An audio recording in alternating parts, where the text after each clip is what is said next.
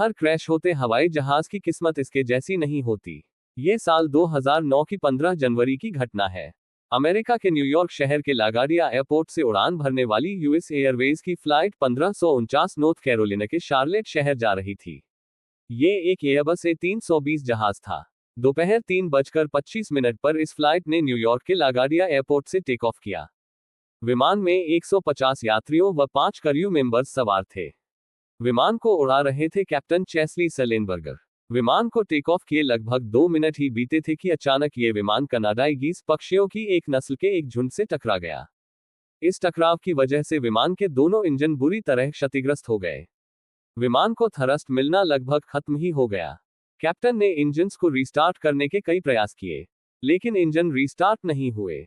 तब कैप्टन सलेनबर्गर ने लागाडिया एयरपोर्ट से संपर्क किया और कहा कि वो विमान को लेकर वापस एयरपोर्ट लौट रहे हैं।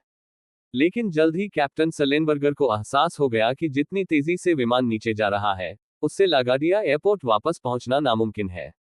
उन्होंने न्यूजर्सी के एक एयरपोर्ट पर लैंडिंग कराने के बारे में सोचा, मगर वहां पहुंचना भी बहुत मुश्किल था। आखिरकार कैप्टन सलेनबर्गर ने एक कड़ा फैसला लिया, और उस स्थिति में वो कड़ा फैसला लेना उनकी मजबूरी भी थी, और वक्त की जरूरत है। कैप्टन सलेनबर्गर ने अपने फैसले से लागाडिया एयरपोर्ट को अवगत कराया। वहां भी सब दंग रह गए। दरअसल कैप्टन चेस्ली सलेनबर्गर ने का प्लान था कि तेजी से जमीन की तरफ बढ़ रहे इस विमान को वो हडसन नदी में लैंड कराएंगे। ये एक बेहद खतरनाक और बहुत दुर्लभ फैसला था। उधर विमान में बैठे यात्रियों का हाल भी बहुत बुरा था। बहुत से लोग मान चुके थे कि आज उनका आखिरी दिन है, जबकि कई ईश्वर से मदद की गुहार लगा रहे थे। तभी ठीक 3:29 पर यात्रियों को इंटरकॉम पर पायलट की आवाज सुनाई देती है। कैप्टन सलेनबर्गर ने यात्रियों से मुखातिब होते हुए कहा, this is the captain, brace for the impact. Pilot की ये बात सुनकर विमान में सवार यात्री डर के मारे चिल्लाने लगे। फिर कुछ देर बाद विमान का मुख्य हिस्सा नदी से टकराया।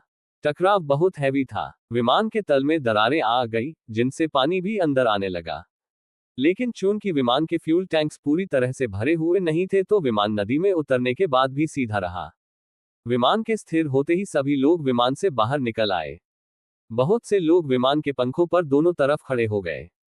कई लोग विमान में ऐसी ही स्थिति में सुरक्षा के लिए रखी गई राफ्ट्स में सवार हो गए। कुछ ही मिनटों में इमरजेंसी हेल्प भी आ गई। सभी लोगों को सुरक्षित बचा लिया। चूंकि पानी बहुत ठंडा था, तो कई लोगों को हाइपोथर्मिया का ट्रीटमेंट देना पड़ा था।